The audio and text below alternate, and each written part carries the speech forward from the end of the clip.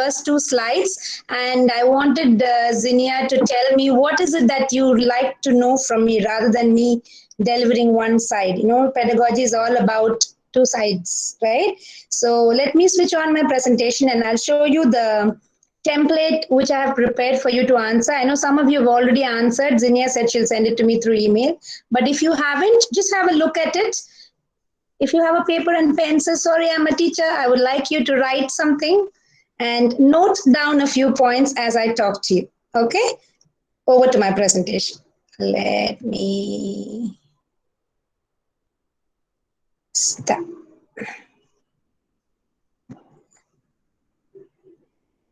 Um,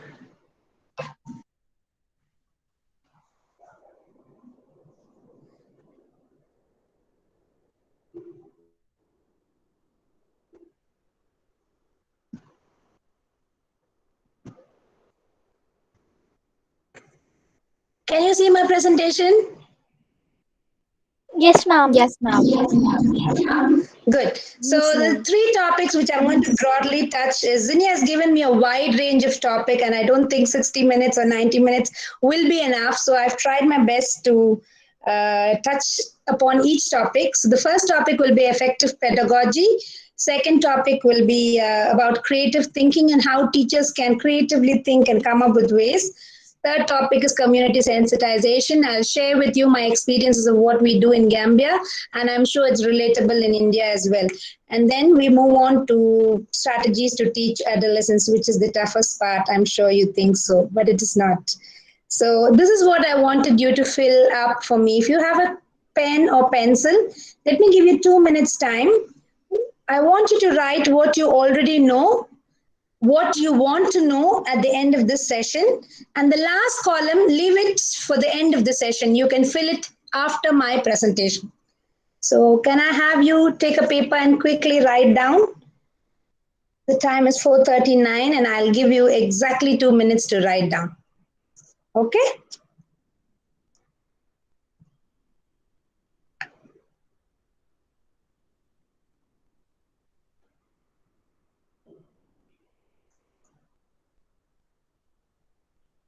This is for me to know whether the session was useful for you or not. I do not want to talk about something that you already know. So it'll be nice if I can have the first two columns filled. What you already know, what you want to know about the following topics, and leave the last column to be filled, to be done some other time.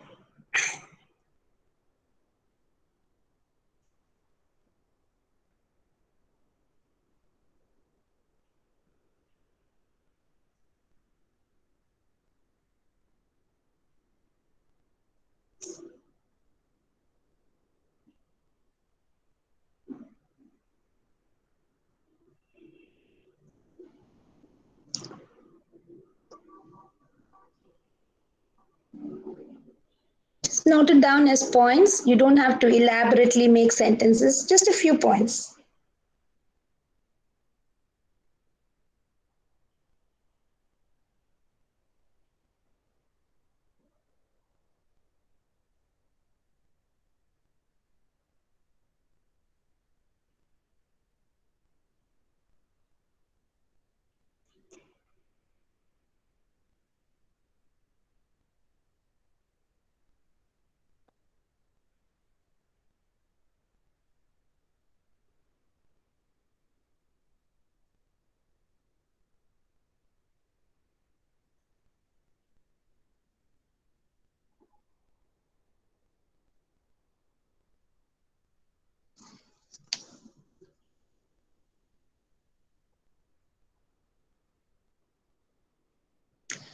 Okay, so your 2 minutes up. Can I continue? Have you noted it down? Anybody? I have. Guys, please do respond.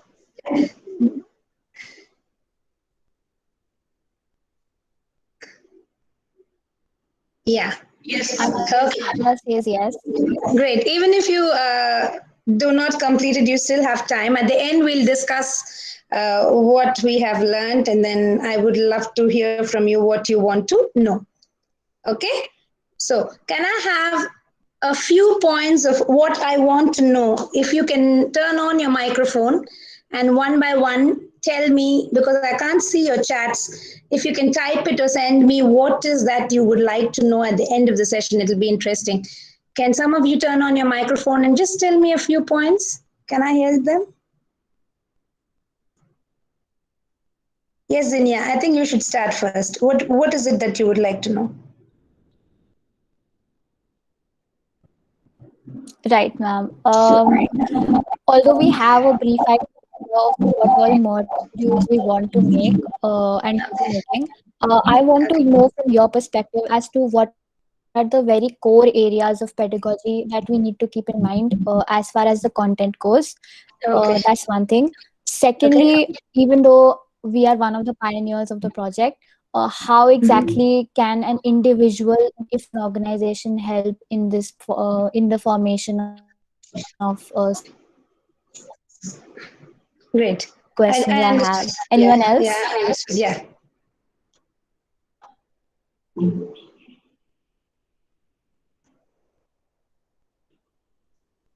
Anyone else? If you can share. Yes, yes, go ahead.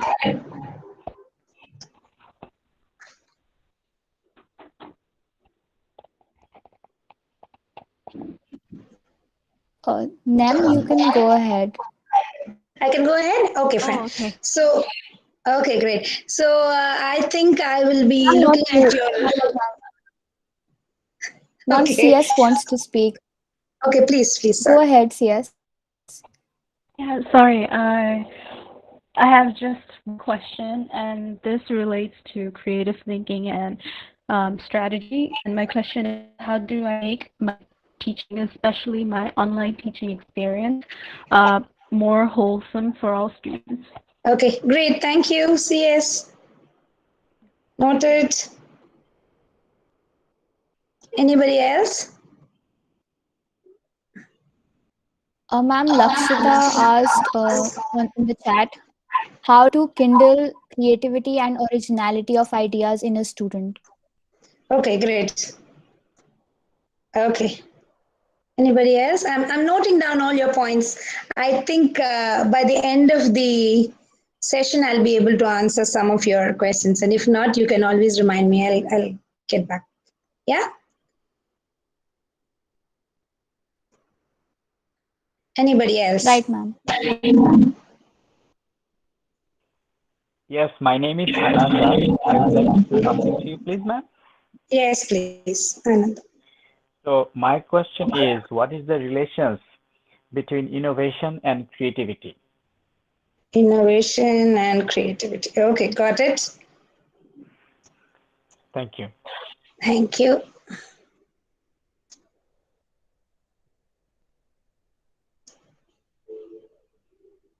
Ma'am, Harsimran asks, how important is practical learning?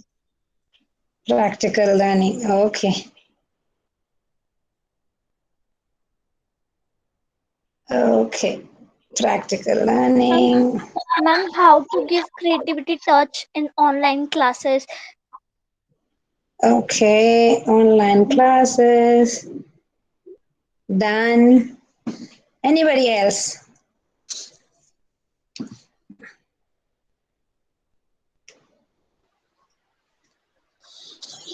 Yes, ma'am. Good afternoon.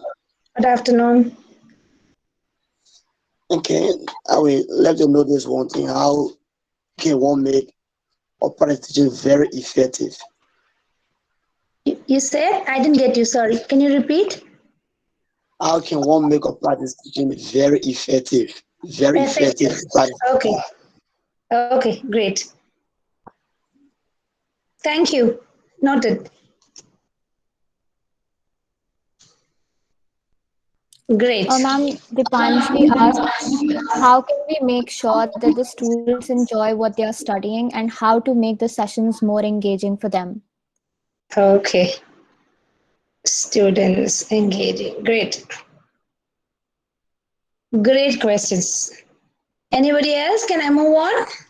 even if you have doubts, I mean, you can note it down, and at the end, we can still have a chat session, right? So, can I move on? Yes, ma'am. Great. So thank you very much. I think all your questions are, but I can see from your questions that all of you are so involved in thinking about how to engage children. That's very good. That's very good motivation to start a program like BookPecker, isn't it? That itself is a very good sign. I think you're starting on a good note. So moving on. You see, I want to tell you about two different things. Somebody can have very good subject matter knowledge. You know, in pedagogy, there are two different things. One is subject matter knowledge, one is pedagogical content knowledge, as you can see in the slide. What it means is you can be a PhD, you can be a master in economics or science or whatever subject you choose to teach. But that doesn't necessarily mean that you will be a good teacher of economics or science or whatever subject. The reason is because this pedagogical content knowledge is how do you impart this knowledge that you have in a subject to the children. For that, you need to know not about, yes, I'm not saying that teachers should not be intelligent or teachers should not know the subject matter. There's always a debate. What will happen if we recruit teachers who are not good in the subject that they teach? Can we recruit somebody who does not know anything? No, that's not what I'm saying. Teachers should know basically what they are teaching, but more important is how do you deliver that content to the children.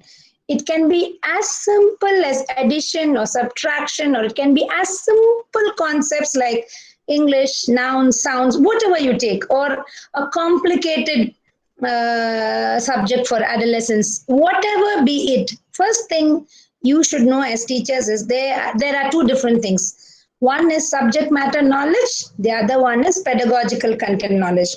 For you to know how do I deliver this, you need to come down to the level of the children. You need to know about knowledge content of the students first. What level are they in? That's called KCS. If you don't know the level of your students, you may be teaching to a wrong level, which is not even appropriate. So first you have to know what is this knowledge content of your students. Then you have to know what is the knowledge content of your teaching. Then you have to know about the curriculum. So basically teaching is about the audience. You know your audience or the students first. Curriculum, their background, what is it that they're going to do, what time frame do you have, and then what are the methods you can use to teach the children. So first thing, you can be, teachers can be very good. A PhD person necessarily cannot be a good teacher. A good teacher is somebody who can pass on the information that he or she has to the best of her knowledge to the children. So pedagogical content knowledge is different, subject matter knowledge is different. That's number one. Number two, for you to be good in pedagogy, it's not very complicated. You just have to know a few strategies to know how do you deliver it to the students. One is knowing the content that the students are supposed to learn. Imagine you're teaching social science to a group of in Gambia, we had this experience where Cambridge students learn about British history. Now, remember, not only Gambia, even in India, when I was teaching in international schools, we know Indian history, we know Gambian history, we know about our history, but in A levels and O levels, you are learning about British history. It's so difficult for them to relate about World War One and Two, isn't it? So the content, what the students are supposed to learn and whether they can relate is very, very important. Second, how do you unpack? I'm not saying it's impossible to teach something that they don't know. We have to teach children what they do not know, but you have to unpack and represent it by making them relate to what they already know rather than jumping straight into the topic. And how students think, very, very important, because many times teachers just go in to teach without any knowledge about what the child is in a good mood or in bad mood. It's been a terrible day for the child, and we still want, because we have a curriculum to follow and we have a target. So teachers are, in a pursuit of doing all these things. So very, very important to know what students really think about the topic. And last comes the point, how do you teach the specific content to the children? So these are things that you should remember when you are doing. Now there are different ways of doing it. I think many of you asked me about different creative ways of teaching. I think Lakshita asked me with the originality of students. Basically, there is no one method of teaching. What we follow is, these different as you can see the picture, you see my interesting students. Those are a group of young volunteers and teachers who are doing group work. The first one says cooperative reflective approach. The term looks very big, but it's simple terms. It's called group peer learning, basically group learning. In cooperative reflective approach, what the science behind it says, children learn better from their friends than teachers. So if you think children have empty boxes in their heads, their minds are open, and your job is to cut open the box and pour the knowledge that you have inside, you are wrong. Children already know something, and sometimes you'll be surprised they know more than you. And as a teacher, you have to accept that fact. The faster you accept, the better your teaching becomes. But the moment you say you know better than the students, it's going to be a problem. So once you realize that children do have some kind of knowledge, then you allow them to learn from themselves. So you introduce a topic, do group work. Group work is very good, but you have to be going around to check whether they are doing that group work or not. You have to give guidelines to the group work, and go around checking if they're doing. So this is one approach that you can use. Like I told you, teaching is not one method. There is no one right way. There are many ways. This is one method. Second method is experiential learning. This applies more to mathematics and science and economics and other subjects where the children can actually experience what they have learned. It's not just theory. Some kind of practicals, that when they experience, they understand better, isn't it? Third method is differentiation. Now, this is something that most teachers don't do. What do? There's one teacher, you stand in front of the classroom, you talk, or use one method. It's either a lecture method or a practicals or let's say cooperative reflective approach or experiential learning. You do it for all children. Now remember, you have a class of 40 or 30 or 45 or 50, doesn't matter what number, and the children are of different abilities. How can you do the same method for all the 30 or 40 children? That's not even feasibly possible. So what you should do is sit down and divide your children into groups. Okay, I have a group of hyperactive children who will not learn if I talk. So 10 minutes of my teaching, I'm going to focus on some activity where they are involved. The next 10 minutes, I'm going to focus on my fast learners who are just going to be, who are auditory learners, who learn very well when I talk. They learn by listening. Then the next 10 minutes, I'm going to divide my lesson into visual learners. These children can learn very well if they can see. So I'm going to present videos and teaching aids and whatever you want to make them visually see and learn. And the next 10 minutes, I'm going to give them worksheets or, writing work where kinesthetic learners or children who can learn by doing or practical work, they do and learn. So in a lesson of 40 to 80 minutes, you're dividing the lesson into different kinds of learners. And that's called differentiation. It's just not dividing children into different activities, but it is dividing, even the worksheets should be divided in such a way that you give an easy worksheet for a child who's a slow learner, a difficult and challenging one for the fast learner. And this is easier said than done, because differentiation is all about planning. If a teacher does not plan way ahead, This is literally impossible. You cannot stand in front of the children and say, okay, today I'm going to do differentiation. No, differentiation is a well planned activity. And you have to remember that there are different kinds of children. You have to have different kinds of activities for the children. Next is relating theory and practice. This is similar to experiential learning, where if you're even teaching addition, you talk about word problems or the shopping conversations that you have. Relate what they are learning to everyday activities, and that is a very good strategy to bring them back to relevance that I was talking about. Next important method is assessment for learning. You can now ask me, ma'am, why is assessment coming here? Assessment is supposed to be done at the end. No, assessment is a teaching activity by itself.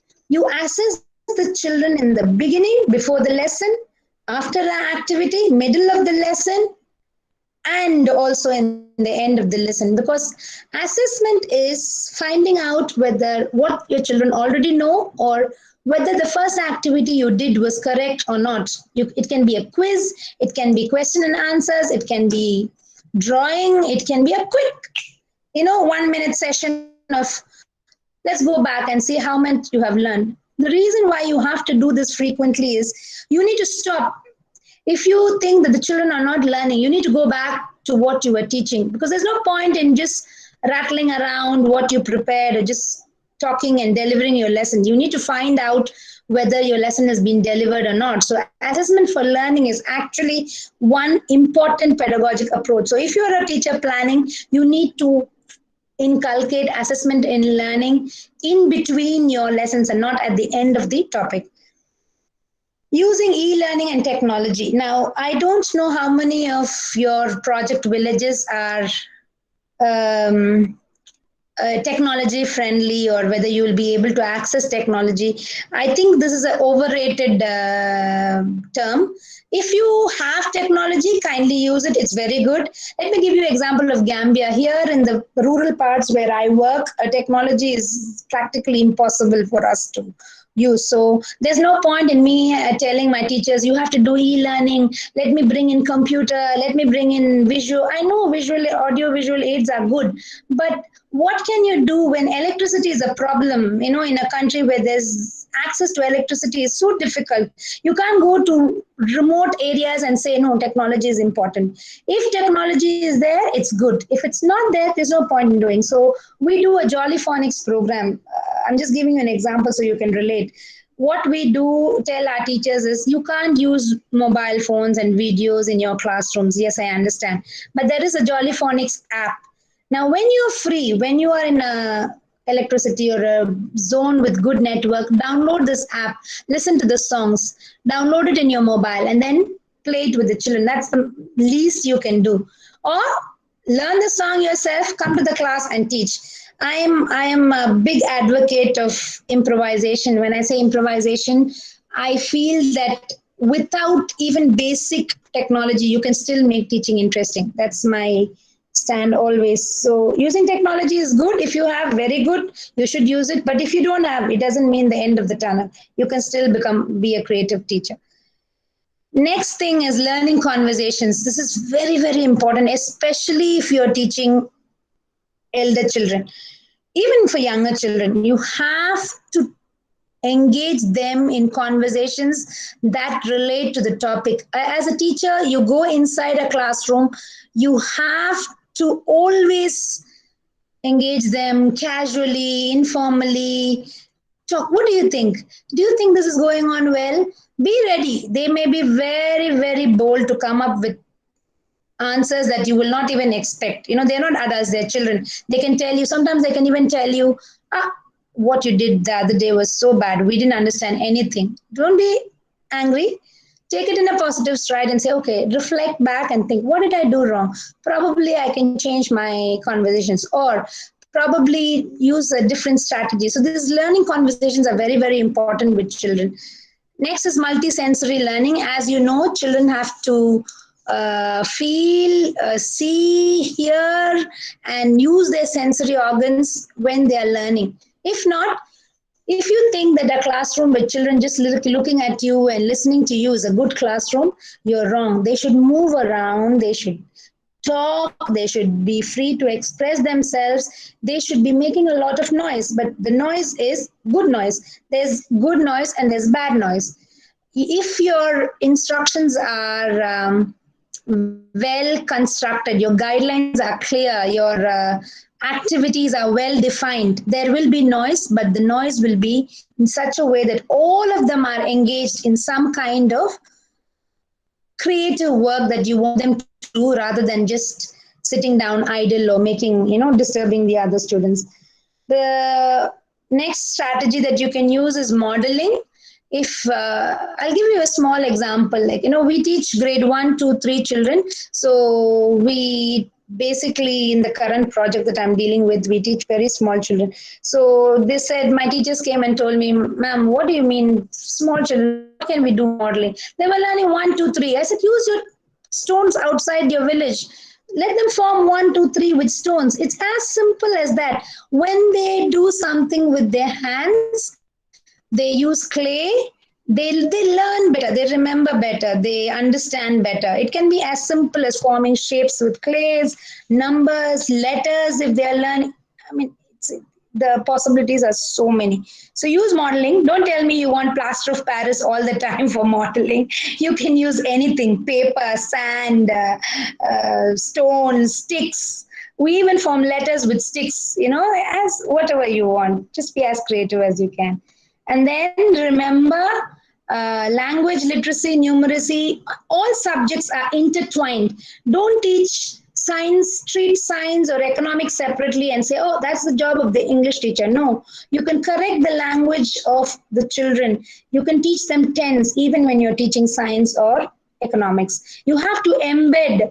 So talk to the other teachers. What is the problem? For example, if you're having problem with children constructing sentences and you are going to teach science and economics, but they are not able to write them down in proper sentences, what's the point? So talk to the English teacher. How can I help?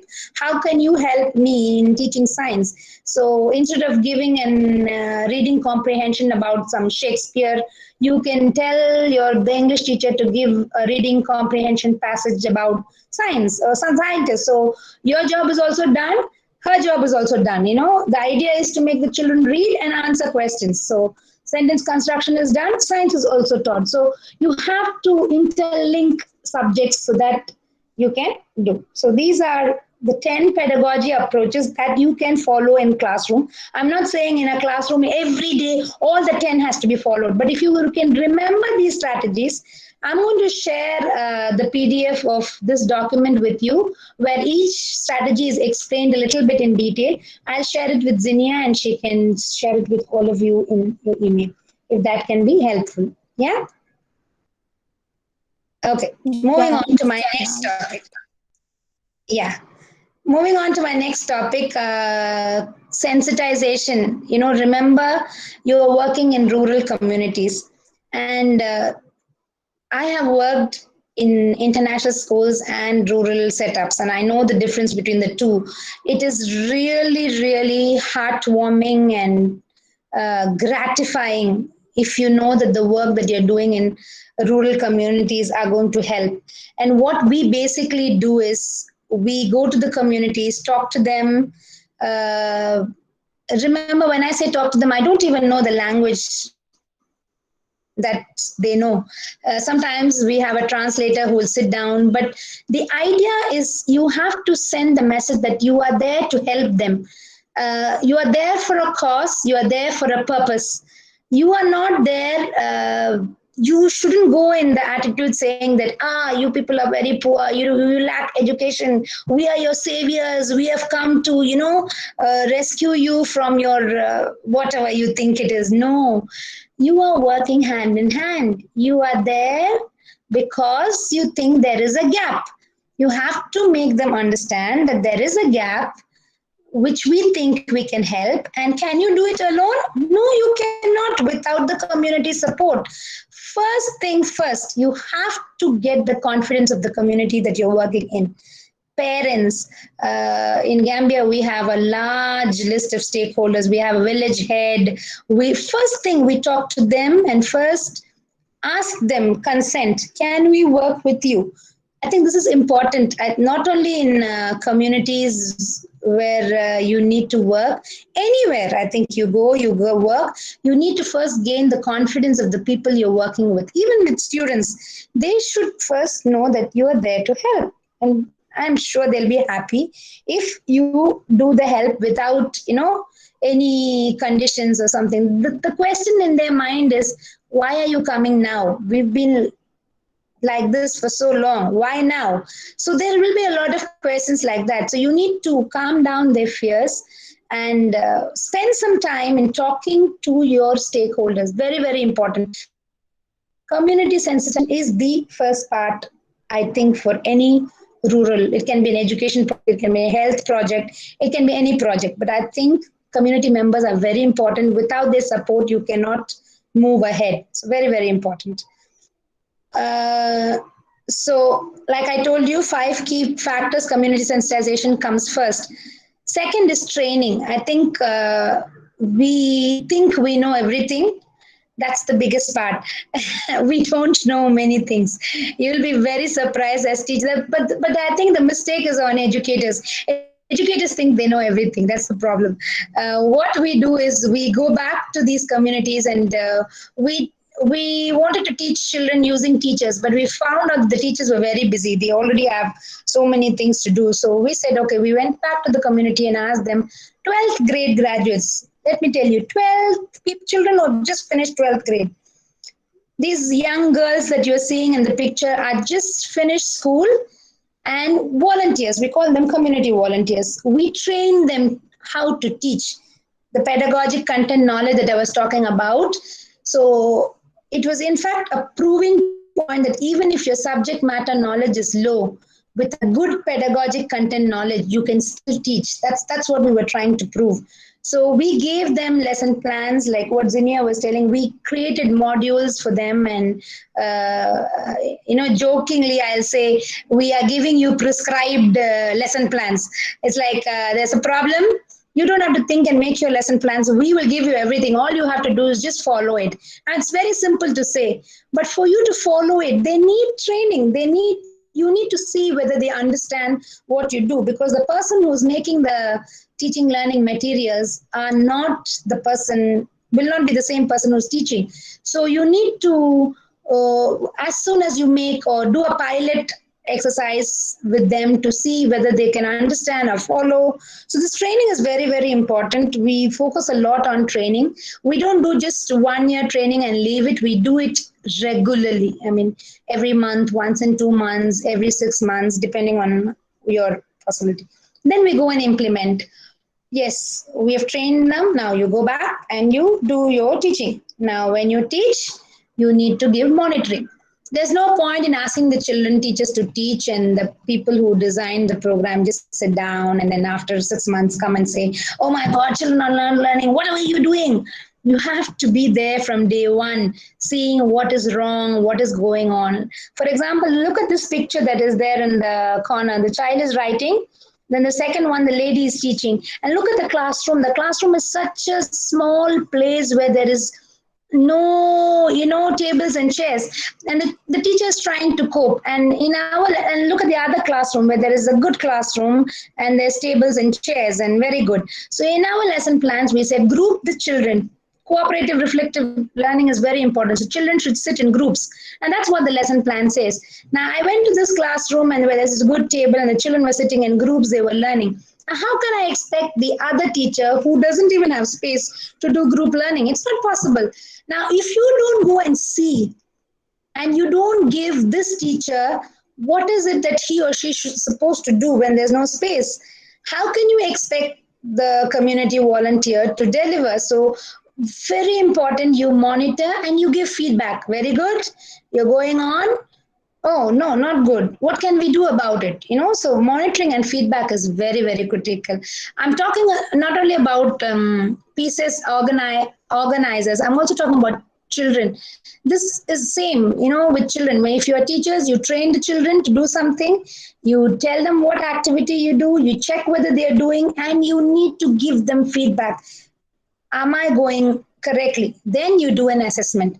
What we did is we used an international tool. We didn't want our assessment to be biased, so we used an international tool, and people from London came and we analyzed the data, and we proved that it was 4 times better, and our strategy worked. And we went to the ministry and we told them, see, we tried this with 12th grade children. We gave the lesson plans. All they did was to teach English and math for grade 1, 2, 3 years. We did it. We did an assessment and it was successful. The ministry was very happy. Government is happy. I mean, everybody is happy. The communities are happy when they see the children learn. So now they said, okay, you know what? You can go into more villages. And that's how you trust and gain confidence. And then they want you to do more and they want you to help more, you see. So this is very, very important for any rural project, and I hope you're noting this down. Coming to creative thinking, I deal with teachers. James knows, international school teachers, rural teachers, all teachers like to complain. Oh, I don't have chart paper. Oh, I wish I had a computer. Oh, my tree, I wish you gave us this kind of, audio visual room. It will be excellent. That's why our children are not learning. No, children will learn. Children can learn with anything. The idea is to be creative. If we can do this in a rural part in Africa, why not you in any other part of the world? Look at this.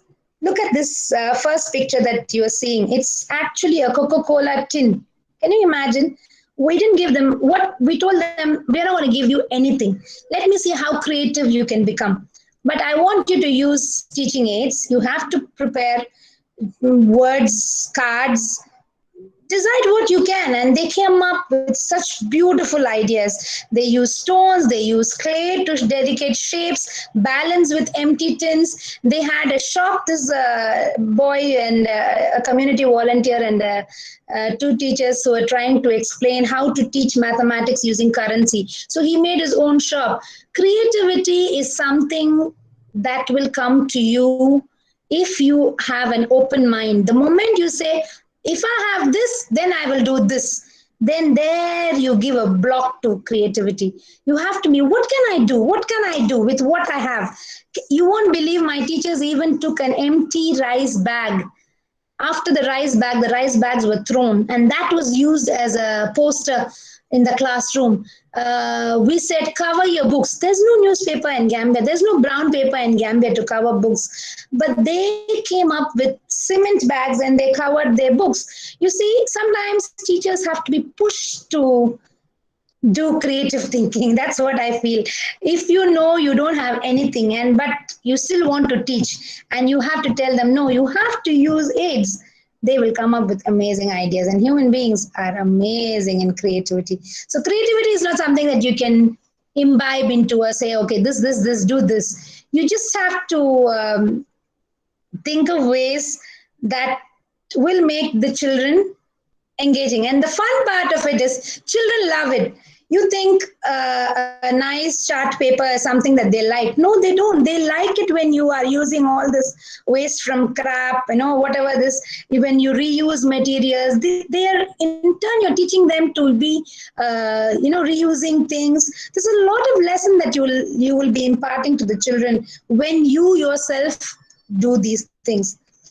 These are some of my classrooms, and you should see how they've come up with creative ways of displaying their methodology. So if you complain that the parts of where you're working is bad, I don't think you will anymore, because I'm showing you pictures of some Gambia rural villages where if a 12th grade graduate can come up with methods of teaching creatively, I'm sure all of you can do better than this. Look at this. This classroom did not even have a place to keep the blackboard, but the children would put stones and put the blackboard, hang. The bags were getting dirty, so they came up with a method of hanging the bags on top, mud blocks, but still they had, posters around. They sat on mats, even if there was no desks, and learning can happen irrespective of the conditions that you are in. And that's the whole point of these pictures.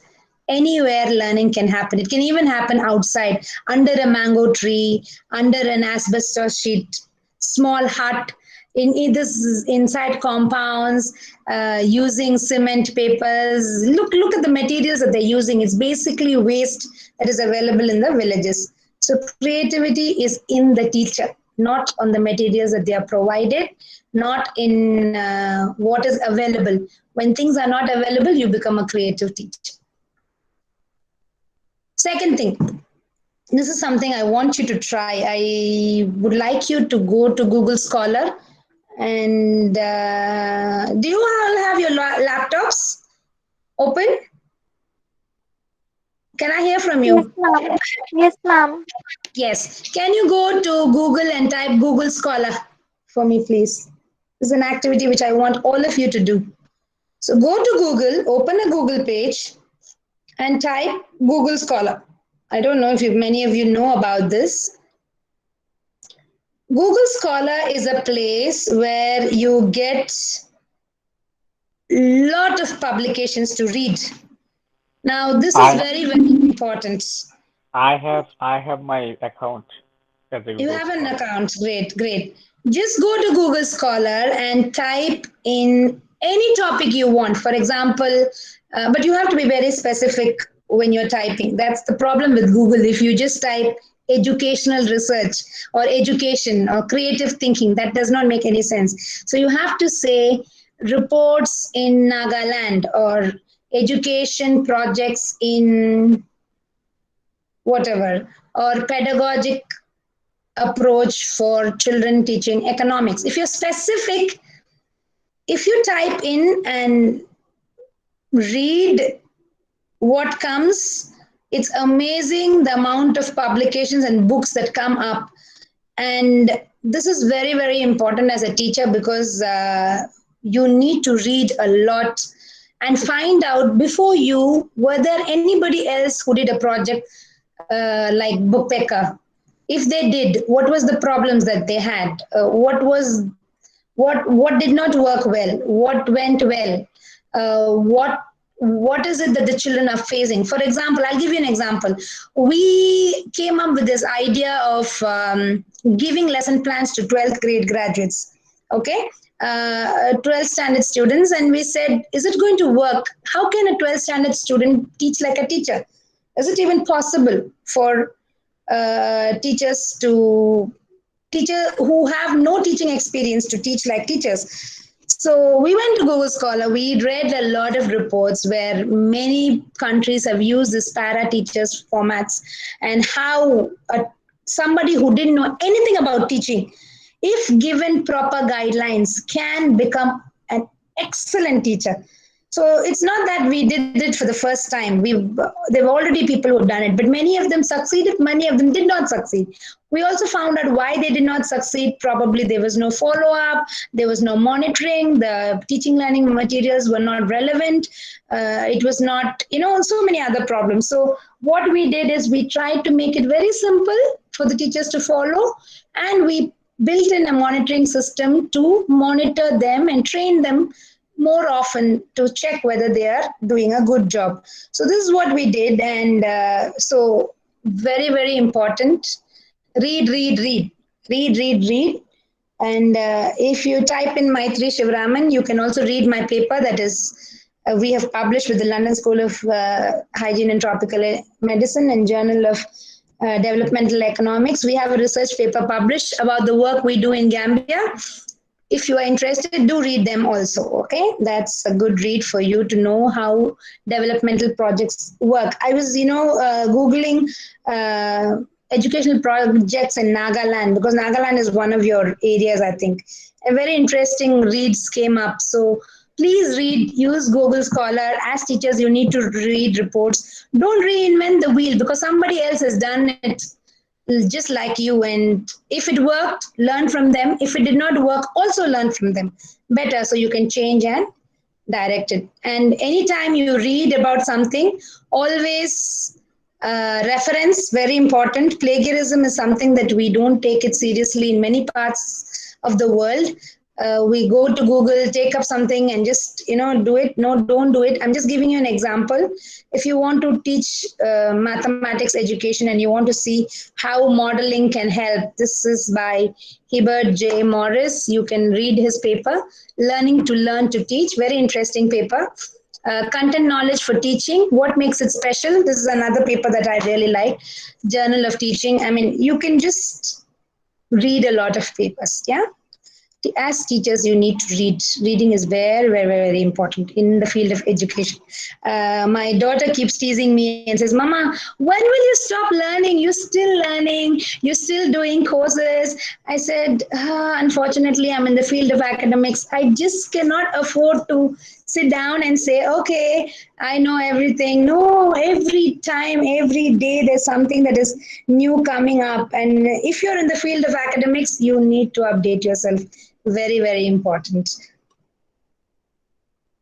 Okay, now comes the difficult part, teenagers and adolescents. My God, many of them get very paranoid with, teaching adolescents. They can be so opinionated, they can be judgmental, they can be moody, competitive. I know, please, I've handled these teenagers. When people always ask me, I've taught all kinds of teachers. Now I'm into training teachers. I have students from 6 years to, now I have 30, 40 years students also now into my classrooms. And which age group do I like the most? Each age group has its own challenges. What you don't find in young children or primary children is something that you find in teenagers. So I think learners are all the same, just that the level of problems are different because young children, especially teenagers or adolescents, they can be judgmental, but if you know how to handle them, it's quite an easy task too. So I'm going to just share a few things that you can do with them and that you don't, please don't do some things. Number one, let's look at the good part, okay? Involve them. Very, very important. You have to have class discussions or just take a paper and tell them, write today about something or go and find out surveys. They like to do things. They like to feel important. As teenagers, and all of us have been teenagers at some point. This is the age where they think that they are adults, but they're really not adults. But you need to give them the importance. If they feel that you are giving them the importance, they like it. So involve them in the teaching and learning process. Very important. Two, use them as a resource person. See, this is very interesting. You think that they don't know anything. I keep telling you, even a grade one child can tell you more about teaching. You may think that they don't know. They know a lot of things. Now, as a teacher, your job is to find out how do you get what they know. The problem is they will not talk. Why won't they talk? Because they are scared that you are going to scold them or you're going to pass a comment that is derogative or they may be judged. So the difficult task is to make them talk. But once they start talking, that can help you in your planning of your teaching. So use them to find out what is it that they really need to know so that it can help you in your planning process. So use them as a resource person, very, very important. Use up-to-date materials to teach adolescents. This is very important because wherever I teach, I mean, in many countries, the curriculum keeps updating itself. But I think in India, Gambia, I think it's been a long time since they updated curriculum. And I'm sure this year they're updating more. But we need to update ourselves. If we think that we are still going to talk about pollination or reproductive system that we learned as a youngster, and we're going to tell the same things to the children now, hey, my friends, my children know much, much more than they are so much advanced. So don't go around and teach them things that they already know. You need to update them with things that are happening recently. For that, you need to research and you need to keep yourself updated. Challenge provides engagement. I think one of you asked me, how is it that you can keep the children engaged? challenging them is the only way to keep them engaged. If they feel less challenged, they feel bored, they don't participate. You have to challenge them to do more. I had a very interesting student, a scientist son in my class once, in my early teaching years. And everybody, all the teachers would say, "Oh, Maitri, you're going into that class. Oh, that boy, he thinks he knows everything. It's such a nightmare to teach that class." I said, "Why?" Because the father is a scientist and he teaches the son everything. I said, "So what?" So when you go, it's going to be a challenge. So before I plan the lesson for that class and I'll go, before 10 minutes into the session, he'll say, "I know everything." While the other children are still trying to cope, he knows everything and he's bored after the next 10 minutes. He says, "I know this." Now, how do you handle this kind of situation? It was a big challenge. I would sit up, Google up about a topic that he does not know. See, when you type something in Google, the first 10 pages is what the children will see, isn't it? I would go to page 2, page 3, page 4, and pick up an article that he has not read at all. And the moment he says, "I know everything," I say, "Okay, you know what? I read about this. Did you know?"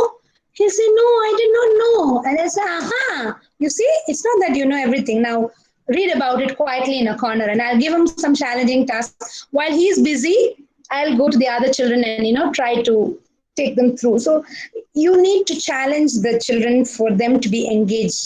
Children get bored when they don't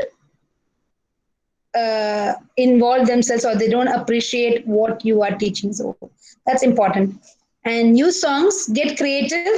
When I say songs, rap songs, you can use the gully boy style or whatever you want. I mean, whatever makes it interesting. Just don't make a fool of yourself, but look at the vibes of your students and use songs. Nowadays, you don't have to sing or you don't have to create anything. There's so many YouTube videos. All I do is just go do a little bit of my research and display what I have, and just give them the link. They can see it later. So be creative in that sense. Allow them to express themselves. Very important. Sometimes they feel sad, they feel angry, they feel dejected. It's important for them to express what they feel. The moment you allow them to express their feelings, it will make them feel more interested. Be their role model. Now, who's a role model? It's very easy to say. Anybody who listens to them, respects them, and you're sensitive to them are role models. That's all you have to do. Just ask them what happened, what is wrong. Just listen to them. If they know that you are a person who will listen, they will respect you. Don't pass comments. Just listen to them, and then you will gain their trust. And don'ts. This is a big no. Don't ever go to an adolescent class or teenage class unprepared. You will make a fool of yourself unless you act like a strict dictator and say, "All of you shut up and don't open your mouth. Sit down and listen to me." And then they pretend to listen while they're not listening. If you do that, then you can go unprepared. But I don't think that's a good lesson at all. Do not underestimate their intelligence. You think they are stupid? No, they are not. They're very intelligent. Probably they don't know how to express their ideas. You are a facilitator or a guiding person. You are not somebody who's going to lead them. You're just going to lead them and help them find the correct answer to a particular problem or solution or subject. It's not that they don't know. They know it. They don't know how to do it. So you are there to guide them. So think of teaching adolescents as a facilitator's role. They will do the rest. You just have to start and guide them, and they will finish it up. Do not use the same strategy for all students. I talked to you about differentiation, very important, especially for teenagers.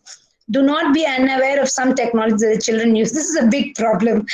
There is Google Meet. Zinnia introduced me to Google Meet now. There's so much of technology now, and we are backward. So if sometimes you go to a classroom and the children know much more, and you are still talking about CPU, ICT, software, hardware, and they are into creating apps, and you want to talk about something that they already know. So try to be more technologically aware. If you have a teenage daughter like mine, you will be lucky. You learn from your children and the family. They can help you. learn better technology. So learn from them. If not, also there's always Google and YouTube for you to learn from. Do not embarrass them or pass judgment. This is very important. They're very sensitive, very sensitive. The moment you say, you shut up or sit down, you're always like this, and they just shut you out, and then they will never talk, and that's not a good sign. Do not comment on their personal traits in front of everyone. That's very important. You tallie, you fatty, you shorty. They're already having issues with their appearances, and they are not confident enough. And that time, don't talk about how they dress, how they look. That's not a very good thing. Do not misuse their trust. Sometimes they can come and open to you and tell you things in the family. Don't go around and share what they say to everyone. That's very important. The moment you misuse their trust, they will never trust you again. This is something that we all know, but this can really help teenagers come up very, very well. uh, this is my experience. I've done it and it works. So try it. Thank you very much. I would like to say effective teachers don't cover the curriculum, they uncover it. And I hope you will all uncover the potentials that your children have. With that note, I'm not done.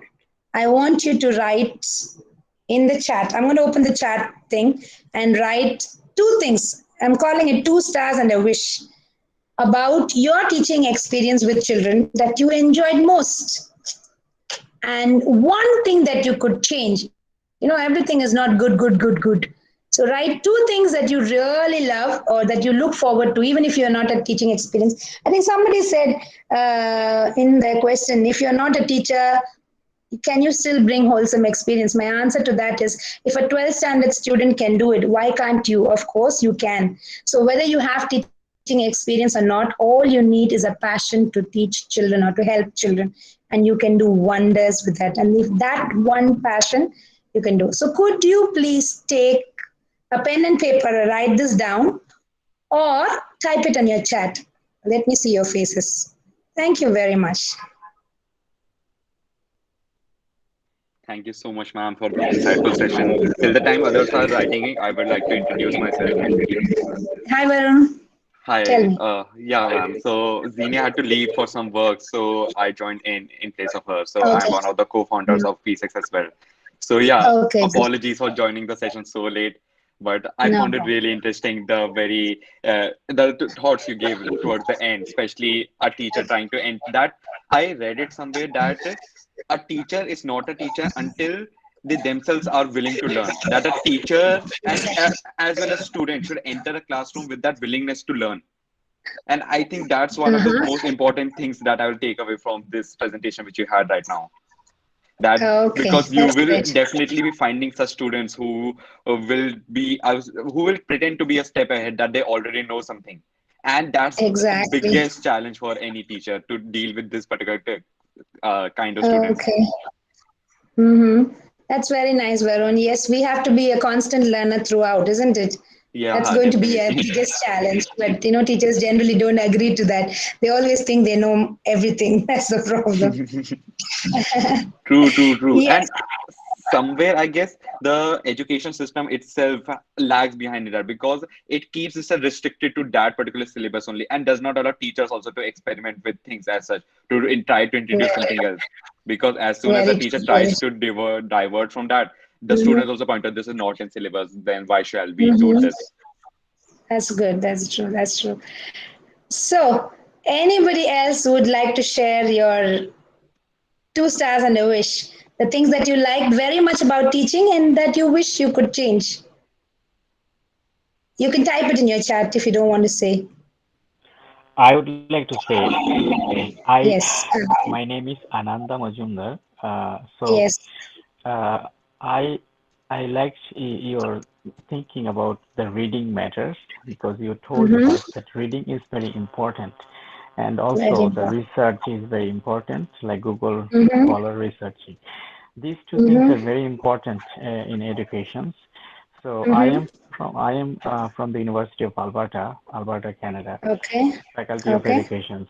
So Okay. we we search and we research a lot about things, and we also read and studied the articles to answer the questions. Uh, Great, now, great. now, like such a topic like hidden curriculum. I Mm-hmm. hope you know about the hidden curriculum. So the hidden curriculum is something about Mm-hmm. school, like the politics in school, like the Mm-hmm. influence of government in school, because we you know that this Yes, school is completely independent. School is for I studying, know. but That's true. sometimes the government Mm-hmm. influences in school for cutting budget and Mm-hmm. this and that. That's why it's called the That's true. hidden curriculum. So That's true. That's true. this is a topic that we have a several type of discussions through articles and through research, like Mm-hmm. academia, like ResearchGate, like Google Scholar. So this Yeah, in this yeah. context, whatever you told here about the reading and research through Google Scholar, this uh, word and vocabulary is very important, and I liked it so much. Thank you so much. Very important. Thank you so much, Mr. Ananda. I think yes, we can keep the education department away from this politics. But yeah, children are children. The moment you go into classroom, they are so innocent. They come up with unbiased, opinions. It will never affect children as such. It can affect the school and the management, but not And the children. another thing, I whatever you told here, like the kids likes complicated things, otherwise they get bored. You're That's right. true. Challenge them to us. And it's not easy as Sorry. teachers to challenge them because you may think that it's a challenge. You go to the classroom, they may know everything. So that's another, but with time and experience, you will always get to know Yes. your children. That's why it's important to know the For children. my Yeah. experience, whatever I have seen, that Mm-hmm. I'm an early childhood educator in a school, Mm-hmm. and Mm-hmm. even when I do something craft in the morning, Mm-hmm. so I have my programming in the morning. So sometimes Mm-hmm. I make a very flat craft, like a Mm-hmm. St. Patrick's Day is coming. So I make a Mm-hmm. St. Patrick's, which is a very flat craft, like just make a St. Mm-hmm. Patrick with color because they are a kindergarten students, even not a grade one. Mm-hmm. But still they don't like to make it because of flat. Now, Mm-hmm. second time when I give them something complicated, like a Mm-hmm. challenging, like make this same thing but in your own way, in your own Mm-hmm. creation, like put some popsicle stick or something like that Mm-hmm. instead of putting just a color, and they liked it Mm-hmm. because this is a That's right. complicated challenging. It doesn't matter that they are a kindergarten or not, but they're very Yeah, smart and they're very serious about all these things. that's good. That's good. That's So good. you say the challenging one. This is the example of a challenging one. They didn't like That's my true. first flat craft, but they like my Yeah, complicated craft. They say we crap. know That's how to do and all these things, and you have to that's understand good. they are a kindergarten student. Okay, that's good. So that's it. I hope my presentation was not boring and you could take away something out of my experience of at the end of the session. That's what I wanted to, and it's a pleasure to be connected to PSX. We will Definitely, talk ma'am. more often. Yeah. Definitely, ma'am. It was a very insightful session which we had right now. Yeah, and I'll visit you in Nagaland and your project areas to see how we are doing, and we can always share good practices from Gambia to India, Definitely, right? definitely. And Yeah. probably we, till Mm. the time we are able to collaborate, maybe we have also entered Gambia with our project till then. It will Sure, be sure, really sure, awesome to sure. have That's implemented there as surely, well. surely. We already have a project in India in Madhya Pradesh and Hyderabad, so it's good to collaborate and to do. It's very nice. That's Oh, good. what's the name of this project which you are having? It's called effective intervention. It's called effective intervention. All right. I will Okay. definitely Google this right Google now. it up. Yeah, sure. That's good. I can I see think we have, CSNM's response here. yeah. I am noting it down. It's very interesting responses. No, this is definitely one very important point to change ourselves also. That's This true. is a definitely very important point. Acceptance to Hmm. changing ourselves first. I would Okay, request that's others to nice. also to send their responses. It will be really insightful to see everyone's response. It's a presentation. I wish I could see you in person because this is my first webinar. If I was training in person, it could have been so much with games More. and interactive. I was so skeptical when first James told me webinar. I usually interact with my trainees and my teachers, so it's usually full of games and fun. But unfortunately, with social media, but I think it's still good. We're trying, and next time Really awesome. we'll make it more something else. Yeah, Definitely, something. definitely. Like whenever we Yeah, have again probably an offline such session will be really wonderful. And Yeah, we have thank you. been yeah. James is. Thank you very much, Maitri. I mean, it's been amazing, and it's been so long. I missed the PDQ and all, and yeah, it's I know. quite impressive. You know, dealing with understanding something is one thing. Teaching it to somebody else is a whole different level, and it's Exactly. amazing that we're able to learn a few things because you guys have been in it for quite a very So long time long, actually. And very yeah, and long and, time. and she's one. I think she's the first in Gambia to actually have to be certified officially by Cambridge to actually train other teachers yeah. in Yeah, the Cambridge professional development yeah. qualification. So yeah, it's Yes. it's amazing that you could share your experiences Thank you. and skills and all. Thank you Thank very you, much. James. Thank you Yeah. so much. Thank you, James. Thank you Yeah, so much, that's why man. my daughter still complains. She's in the university and she says, "You are still learning. I am also learning. When will you stop?" She doesn't understand when I will stop learning. I said, "No, I'm not stopping. You can stop if you want." Yeah, Okay. yeah. Well, learning never stops, right? Because Yes, it's every time continuous. new things are coming up, so That's we true. That's improve as true. we go. Yeah. But it's James it's was it's a it's very, amazing. very good friend of mine. He was very monumental in my first PDQ. While whenever you do the firsts are always difficult. When you're starting Indeed. something and pioneering, my God, without James' support, we couldn't have started off the first No, PDQ. you you guys did the hard part. I was just And sitting no, here it's and there, but yeah, good. Yeah, it's wonderful. It's wonderful to see you again, and hopefully yeah. And thank we'll you, see James. soon. All right, thank you See very you. much. See you. Thank you. See See you. you then. Okay, Varun. So I think I'll look forward for these messages.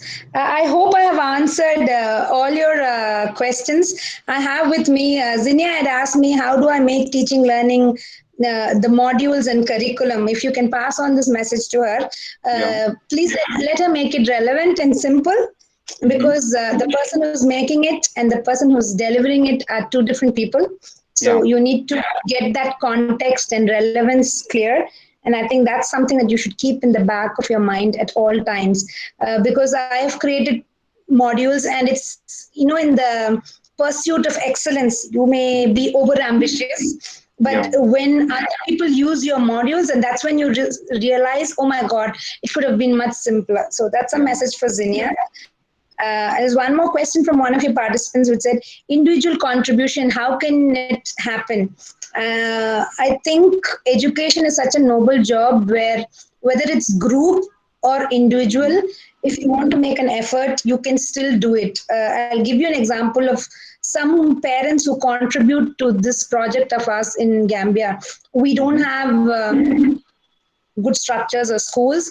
So an individual person comes up with their house for children to sit down and learn, and a mother comes and fills water. Simple thing as filling water in a bucket every day for the children. It can be as simple as that. Some another mother comes and cleans the place for the children just for them to learn. Yeah. So whether, in fact, individual contribution is more effective than these big organizations coming to help, because in terms of administration somewhere the mission gets diluted, but individual contribution stays more. So there was one person who said, how can individual person contribute? I mean, individual person's contribution is the best, especially for educational projects. CS, I think, asked me how is wholesome teaching experience uh, possible. I think in my presentation you would have heard Yeah. wholesome is when you use all the 10 pedagogic approaches. Lakshita said originality of students. How do I bring in? that you can bring in beautifully by asking them surveys, asking them to express themselves, and tuning your teaching and learning according to the needs of the students. And that's where the originality comes in. Ananda asked me, what's the relation between innovation and creativity? I think creativity is a process, it's a never ending process. Mm-hmm. Innovation is put that creativity into making something. That's where innovation is. Not necessarily that everybody can become innovators. Teachers can be creative. That itself is a big thing. I mean, you don't Yeah. have to creatively produce or make something. Mm. Innovators, good. If you make it good, if not, Others' also good creativity also works. is enough. Practical learning, I think it depends on your work. One more participant asked about online classes and how do I make it interesting. I'm so sorry. I have to tell you here, I've never used online classes because the context where I am working in is a very Mm-hmm. rural setup where we don't have technology. Uh, but very good question. Now that you've given me a room for learning, I'll truly learn about how to make online classes interesting, and I'll get back to you next time I meet. Because right now, the work I do is in rural Gambia where I don't have the opportunity for online classes. So Yeah. I'm sorry I can't answer your question. And effective teaching and how to engage students. I think I've answered most of your questions that I received today. Mm-hmm. But yes, I will. You can send me some of the responses that you have got, and if I can answer through mail, I'll be very happy. Sure, So ma'am. Varun, Sure, ma'am. and thank you very much. All the best to P6. I think it's a brilliant project. I've gone through your. I don't know who's your website designer. I think he's done an amazing job. Your website is very impressive. Yeah. It was one So of our co-founders only who has kudos. designed the website. Yes, I think kudos to your website designer. I mean, he's really done, he or she, whoever it is, employ more women. Women are smarter than men. I can always say my husband is not there with me. We work together, but because he's not there, I can tell you women are very smart. So Mm-hmm. employ more women Definitely, because ma'am. we do a lot of work. Okay. Yes, Varun, ma'am. I'm sure you don't believe that, and you're just saying definitely being a No, man, right? no, ma'am. We have a 50-50 ratio here at P6. 50% male, 50% female, just to ensure that Okay. we have Next time equal make it representation. 80-20. Next time make it 80-20 for better things. Sure, ma'am. Okay. So Okay. thank you all. Can I